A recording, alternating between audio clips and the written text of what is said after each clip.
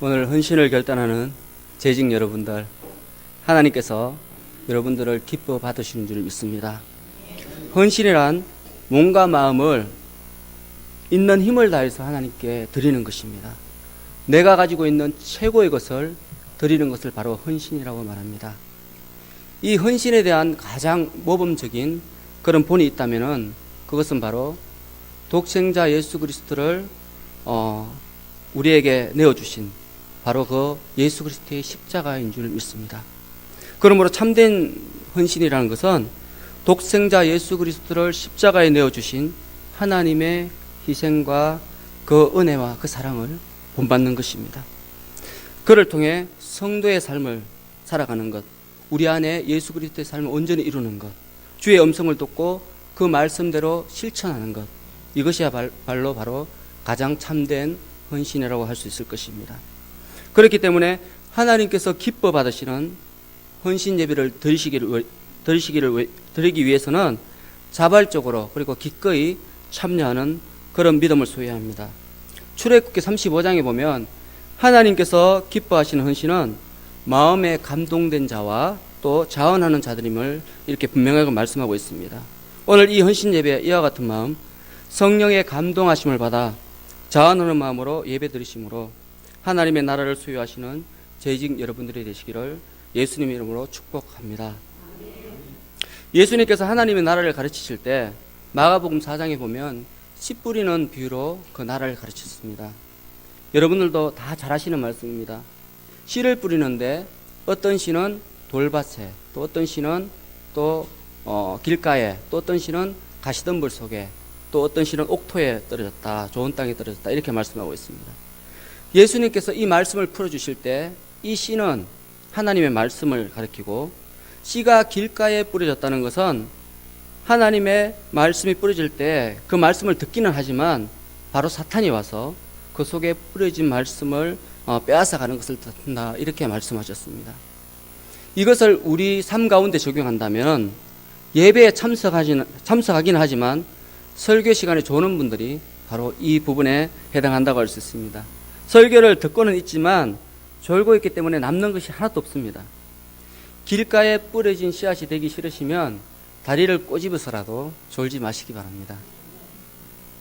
두 번째로, 씨가 돌밭에 뿌려진다는 것은 말씀을 들으면 그 말씀을 꼭 기쁘게 받아들입니다. 하지만 그 마음밭이 돌밭이라 뿌리를 내릴 수 없어서 곧 말라 죽는 그런 경우를 뜻합니다.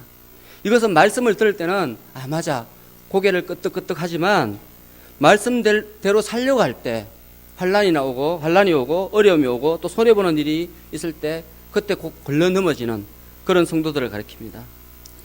은혜를 받았다 하면서도 아무런 봉사를 하지 않는 분들, 또 실천을 하지 않고 말만 많이 하는 분들, 이러한 분들은 대부분 이 시험에 빠집니다.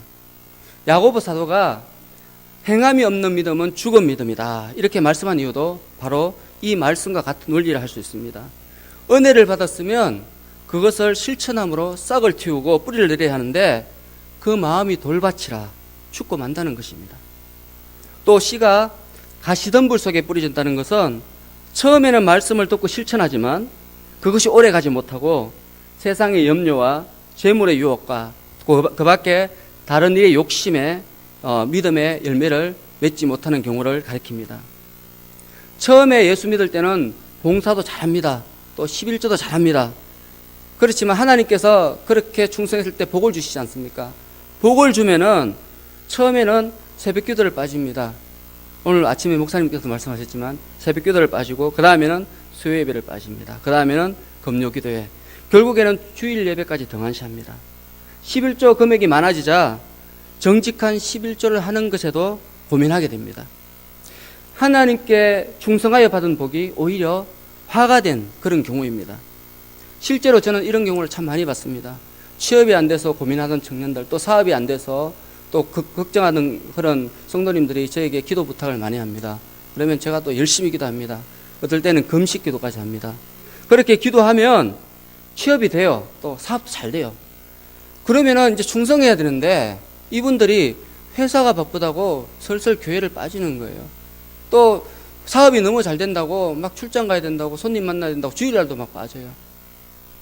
그럴 때 참 가슴이 아픕니다. 이런 경우는 차라리 복을 받지 말아야 되는데 복을 주셨기 때문에 가시덤불 속에서 죽고 마는 그런 씨앗이 되는 것입니다. 여러분들 가운데는 이런 분이 한 분도 없는 줄 믿습니다. 씨가 좋은 땅에 뿌려진다는 것은 말씀을 듣고 잘 받아들여서 30배, 60배, 100배 아름다운 열매를 맺는 성도들을 가리킵니다. 지금 이 자리에 계신 여러분들이 바로 이 성도인 줄 믿습니다. 자, 이 비유에서 발견할 수 있는 중요한 사실은 무엇입니까? 그것은 뿌려지는 씨앗은 똑같다는 것입니다. 그 씨앗이 길가에 뿌려지든 돌밭에 뿌려지든 가시덤불에 뿌려지든 옥토에 뿌려지든 그 씨앗은 다 똑같은 씨앗이라는 것입니다. 똑같은 씨앗이 뿌려지지만 그 마음밭에 따라 맺어지는 그 결과가 달라진다는 것이죠. 목사님들께서 말씀을 전하실 때 그 마음밭이 옥토인 사람은 항상 긍정적으로 그 말씀을 받아들입니다. 그래서 늘 좋은 열매를 맺습니다. 하지만 그 마음이 부정적인 사람은 어떤 은혜되는 말씀을 해도 판단합니다. 그리고 정죄하고 또 막 비꼽니다. 그럼으로써 좋은 열매를 맺지 못한다는 그런 뜻입니다. 여러분, 이 마음밭은 내가 마음 먹기에 따라서 달라질 수 있습니다. 돌밭이 될 수도 있고 옥토가 될 수도 있습니다. 오늘 이 말씀을 믿음으로 받아들여서 30배, 60배, 100배 아름다운 열매를 맺는 옥토가 되시는 여러분들이 다 되시기를 주의 이름으로 축복합니다. 요한계시록 3장 1절에 보면 이런 말씀이 있습니다.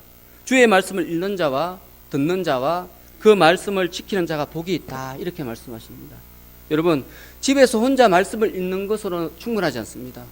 또 목사님 설교를 듣는 것만으로도 충분하지 않습니다. 말씀을 읽는 것과 또 설교 말씀을 듣는 것이 중용이 돼야지, 동시에 이루어져야지 그 말씀을 지키는 자가 될 수 있고 복이 있는 자가 되는 것입니다.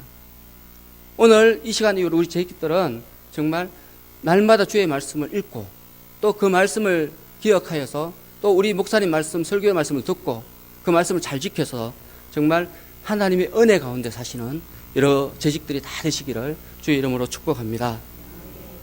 오늘 이 시간 하나님께서 우리에게 주신 말씀 또한 여러분 모두가 너무나 잘 아는 말씀입니다. 수없이 많이 들어본 말씀입니다. 부활하신 예수님께서 승천하시기 직전에 제자들에게 마지막으로 당부하신 말씀입니다. 볼지어다 내가 세상 끝날까지 항상 너희와 함께 있으리라. 세상 끝날까지 함께 있겠다 하신 이 약속에서 차마 발걸음을 떼지 못하는 예수님의 사랑을 느낄 수 있습니다. 예수님은 33살의 젊은 나이로 이 세상을 떠나셨습니다. 예수님은 세상을 떠나시기 전에 그의 사랑하는 제자들에게 마지막 말씀을 남깁니다. 이 마지막 말씀을 우리는 대위임령이라고 말합니다. 오늘 이 시간에는 대위임령에 나타난 예수님의 관심 그리고 그 사랑에 대해서 알아보도록 하겠습니다. 성경에는, 신구약 성경에는 하나님께서 우리에게 주신 두 가지 큰 명령이 있습니다. 여러분 다 아실 것입니다. 그 첫 번째 명령은 창세기 1장 28절에 나타난 말씀입니다. 하나님이 그들에게 복을 주시며 하나님이 그들에게 이르시되 생육하고 번성하여 땅에 충만하라. 바다의 물고기와 하늘의 새와 땅에 움직이는 모든 생물을 다스리라 하시니라. 이 말씀은 처음 인류가 시작될 때 하나님께서 우리 인류에게 주신 그런 명령입니다. 이 명령은 우리가 세상을 어떻게 살아가야 되는가에 대해서 말씀하신 것으로 문화적인 명령이라고 합니다. 여러분 한번 따라해 보실까요? 문화적인 명령. 예수님의 제자된 삶을 사는 모든 성도들은 이 문화적인 명령에 따라서 생육하고 번성하고 창대하고 정복하는 이런 일을 할 수 있어야 합니다. 성경은 이러한 문화적인 명령을 어떻게 하면 잘 지키며 또 어떻게 하면 풍성하게 누릴 수 있는지에 대해서 여러 가지 많은 교훈을 통하여 설명하고 있습니다. 우리는 성경에 나타난 이러한 교훈을 삶에 적용함으로써 생육하고 번성케 하시는 하나님께서 주신 복을 가정에서 또 직장에서 또 교회에서 누릴 수 있게 되는 것입니다. 큐티를 통해서 또 성경 공부를 통해서 성경 통독을 통해서 그리고 목사님께서 주시는 말씀을 통해서 날마다 이런 복을 마음껏 누리시는 여러분들이 되시기를 바랍니다.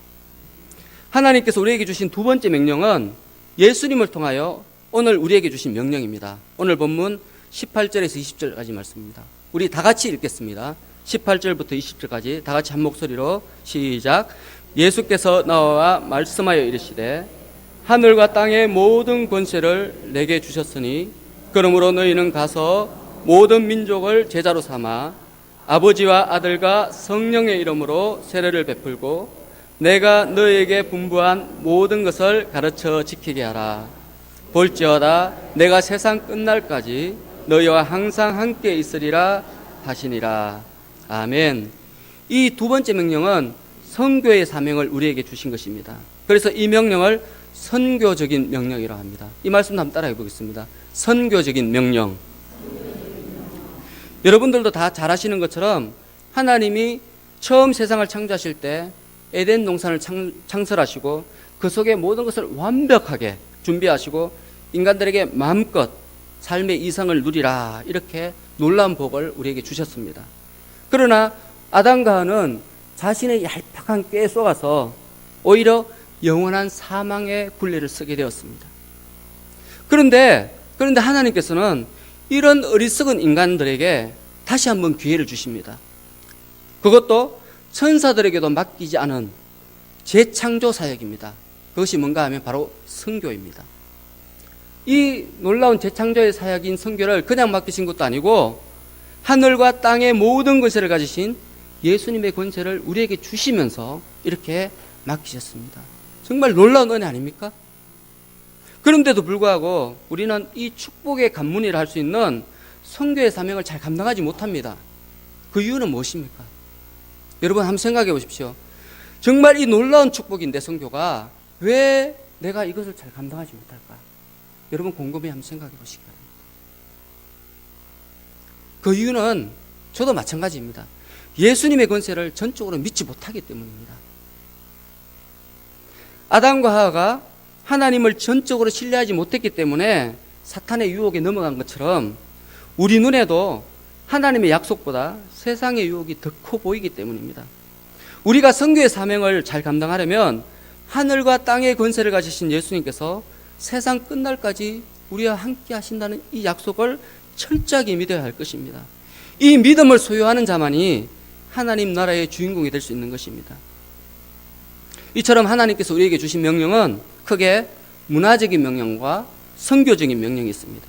문화적인 명령이 이 땅을 창조하신 창조주 하나님의 뜻을 이 땅에 펴는 것이라면 선교적인 명령은 죄로 인해 병든 이 땅을 그 당사자들인 인간들을 통해서 다시 회복시키시려는 하나님의 은혜라고 할 수 있습니다. 그러므로 오늘 본문에 나타난 이 선교적인 명령은 결국 우리를 향하신 하나님의 가장 큰 사랑의 표현이라고 할 수 있습니다. 오늘 본문에서 우리는 선교적 측면에서 세 가지 정도의 교훈을 받을 수 있습니다. 그 첫 번째는 예수님께서 마지막 명령을 소외된 곳 변방 갈릴리에서 하셨다는 것입니다. 갈릴리는 소외된 사람들이 사는 변방이었습니다. 우리나라로 말하면 함경북도나 또 평안북도 이런 곳입니다. 이사야 9장 1절에 보면 갈릴리를 가리켜 이방 땅이라고까지 말했습니다. 제가 읽겠습니다. 전에 고통받던 자들에게는 흑암이 없으리로다. 옛적에는 여호와께서 스불론 땅과 납달리 땅이 멸시를 당하게 하셨더니 후에는 해변길과 요단 저쪽 이방의 갈릴리를 영화롭게 하셨느니라. 멸시받던 이방의 갈릴리를 영화롭게 하셨다는 이 말씀은 멸시받고 천대받는 그런 땅이라 할지라도 그곳에 복음이 전해지면 그곳이 은혜의 동산이 된다는 그런 말씀입니다. 여러분 갈릴리도 그렇지만 우리나라를 보십시오. 19세기에 수많은 선교사들이 세상에 버림받은 곳과 같은 이 척박한 땅을 이방의 갈릴리로 보고 그들이 와서 복음을 들고 왔습니다. 이 복음이 그들의 희생이 전에 가난하고 고통받던 우리를 구원의 길, 풍요의 길로 인도했지 않습니까? 바로 우리나라가 이방의 갈릴리입니다. 이 큰 은혜를 빚진 우리 또한 우리에게 주어진 이방의 갈릴리가 어디인지 찾아야 할 것입니다. 그리고 그것에 복음을 전함으로 하나님의 마음을 시원케 하는 그런 우리 성도들이 다 되어야 할 것입니다. 그것이 가깝게는 나의 가족일 수도 있습니다. 또 나의 직장일 수도 있습니다. 또 멀리는 중국이나 아프리카나 아니면 북한 땅일 수도 있습니다. 그러므로 여러분 만일 여러분들에게 하나님께서 많은 재물을 주셨고 건강을 주셨고 권세를 주셨다면 그것을 가지고 이런 소외된 사람들을 위하여 사용하시기 바랍니다.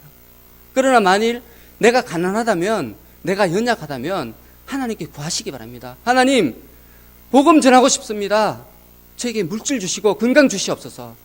하나님이 반드시 들어주실 것입니다. 자, 오늘 본문이 주는 두 번째 교훈은 예수님은 자신을 배신한 제자들을 책망하지 않고 오히려 이들에게 이 놀라운 사명을 주셨다는 것입니다. 제자들은 예수님이 붙잡혔을 때 다 도망쳐 버릴 정도로 겁이 많고 의료도 부족한 그런 사람이었습니다. 별로 믿을 만한 그런 구석이 없는 사람들이었습니다. 그런 사람들에게 예수님께서 모든 민족을 제자로 삼아라 이렇게 명령하신 것입니다. 가서 모든 민족으로 제자를 삼아라. 이것이 바로 대위임령의 핵심입니다. 이러한 엄청난 일을 믿을 만하지 못한 제자들에게 위임하신 것은 예수님의 특별한 배려였고 사랑이었습니다. 또 못난 제자들로서는 크나큰 은혜요 행복이었습니다. 그뿐만 아니라 예수께서는 이 제자들이 이 엄청난 사명을 수행할 수 있도록 하늘과 땅의 모든 권세를 주셨습니다. 이것은 한 나라의 대통령이 대사를 다른 나라에 보낼 때 대통령의 권한 일부를 그 대사에게 위임하는 것과도 같은 것입니다. 이러한 의미에서 우리는 여러분 아시죠? 하나님의 대사, 김하중 장로님이 쓴 책 읽어보셨을 줄 믿습니다. 우리 모두는 바로 하나님의 대사인 것입니다. 그런 자부심을 갖고 앞으로 재직으로서의 역할을 감당했으면 좋겠습니다. 가서 제자 삼아라. 이런 사람의 뜻이 아니라 하나님의 뜻이기에 이 명령은 민족주의도 초월하고 국가주의도 초월하고 종교도 문화도 이데올로기도 다 초월합니다. 대위임령을 받은 제자들은 세계 곳곳으로 흩어져서 다 복음을 전했습니다. 그들은 오직 이 믿음 하나만으로 로마에 가서는 로마 문화를 정복했고 모슬렘에 가서는 모슬렘 문화를 정복했고 또 그 후에들은 유교권과 또 불교권과 공산권에 가서 유교와 불교와 공산권을 정복했습니다. 수많은 선교사들은 사도들에게 하신 이 예수님의 대위임령이 사도들에게만 해당되는 것이 아니라 모든 성직자와 또 모든 성도들, 재직 여러분들께 해당되는 것이라 이래 생각하고 또 그런 축복이라고 생각하고 세계 곳곳에 가서 복음을 전했습니다. 그래서 우리나라까지 복음이 전해진 것입니다. 그렇습니다. 이 대위임령은 사도와 믿음의 선배들 뿐만 아니라 우리 영남교회를 비롯한 모든 주님을 따르는 모든 신실한 성도들에게 주어진 하나님의 은혜이자 축복인 것입니다. 그러므로 이 명령은 반드시 전성되어져야 합니다. 유럽의 교회들은 이 명령을 자녀들에게 잘 전성하지 못했습니다. 그렇기 때문에 타락하기 시작했습니다. 교회가 무너지면 도덕이 무너지고 문화가 무너지고 그 경제력 또한 무너집니다. 여러분, 유럽의 나라들이 바로 그 증거가 아닙니까? 먼저 자녀들에게 또 가족들에게 복음을 잘 전승하시는 복된 여러분들이 되시기 바랍니다. 오늘 본문이 주시는 마지막 세 번째 교훈은 예수님께서 세상 끝날까지 항상 함께 있으리라 약속하셨다는 것입니다. 성경 곳곳에서 우리는 예수님의 크신 사랑을 느낄 수 있습니다. 그 중에서도 예수님의 사랑을 가장 친밀하게 느낄 수 있는 것은 예수님께서 제자들과 함께 사셨다는 것입니다. 좋은 것을 주시는 것도 하나님의 사랑이지만 항상 우리와 함께 하시는 것, 이것이야말로 참 하나님의 사랑의 증거입니다. 여러분들 속에 계신 성령님이 바로 하나님께서 여러분들을 사랑하신다는 참 사랑의 증거라는 말씀입니다. 우리는 이 사랑을 가리켜서 임마누엘 사랑이라고 합니다. 임마누엘은 하나님께서 우리와 함께 계신다 이런 뜻입니다. 특히 이 임마누엘의 사랑은 하나님의 복음을 들고 나아가는 그들과 함께 하십니다. 여러분, 이 임마누엘의 사랑을 정말로 체험하고 싶고 강하게 느끼고 싶으시면 복음을 들고 나가 보십시오. 한번 시험해 보십시오. 그러시면 내 속에 계신 성령께서 나를 인도하심을 분명하게 느낄 수 있을 것입니다. 그런데 우리가 전도할 때 쉽습니까? 저도 전도를 많이 해봤지만 전도가 참 어렵습니다. 정말 무슨 말을 해야 될지 막막할 때가 참 많습니다.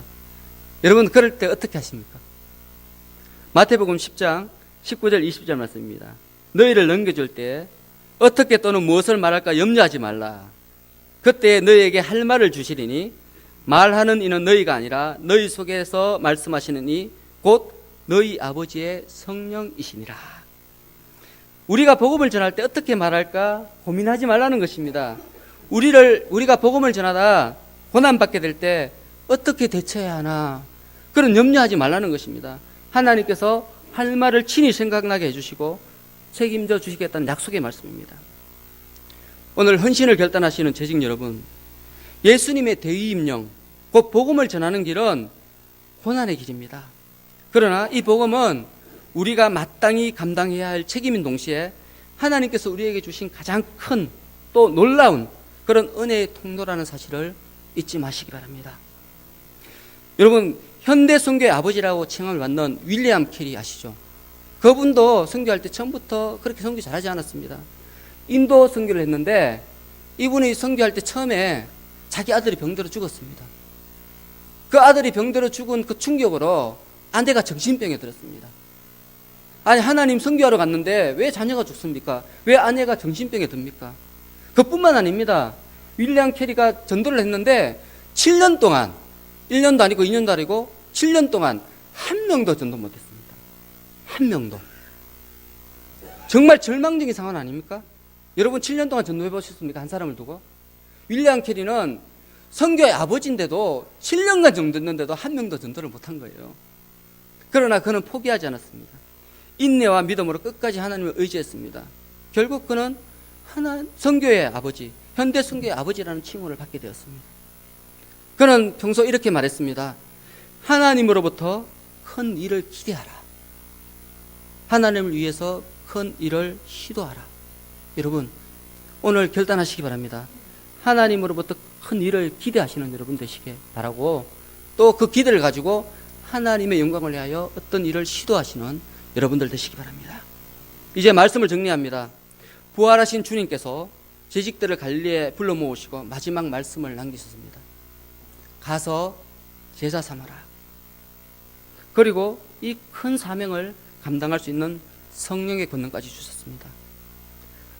제자들이 준비해야 될 것은 아무것도 없었습니다. 그저 그 말씀에 순종하는 것뿐이었습니다. 그렇습니다.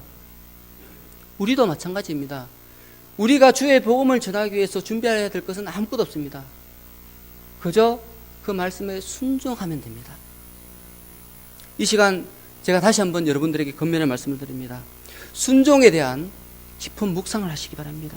그리고 이 묵상을 통해서 각자 주께서 주신 그 위임의 말씀, 주께 주신, 나에게 주신 그 대위임령이 뭔지 들으시기 바랍니다. 그러므로써 내가 서야 할 곳이 어디인지, 또 내가 가야 할 곳이 어디인지 그것을 깨닫는 여러분들 되시기 바랍니다.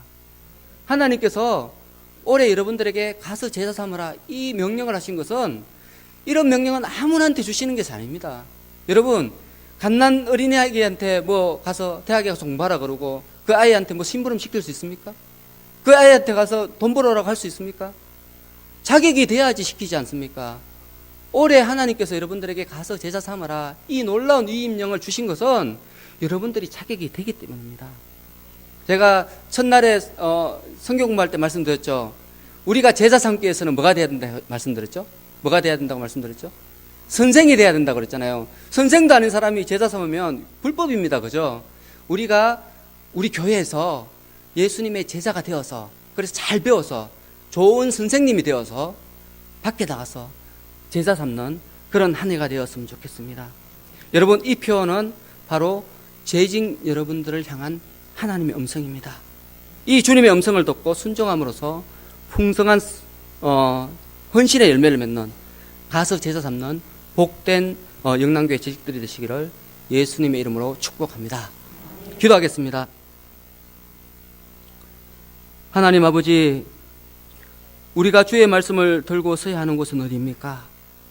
먼저는 나의 가족, 친척, 이웃으로부터 시작하게 하시고, 주의 은혜에 따라 주께서 말씀하시는 곳, 땅끝까지 이르러 복음을 전하는 우리 영남교회가 되게 하여 주시옵소서. 2014년 한 해 헌신을 결단하는 재직들에게 성령의 권능을 주셔서 하나님을 향한 이 사랑이 이웃을 향한 사랑으로 열매 맺어지는 풍성한 우리 영남교회 되게 하여 주시옵소서. 감사하며 예수님 이름으로 기도하옵나이다. 아멘.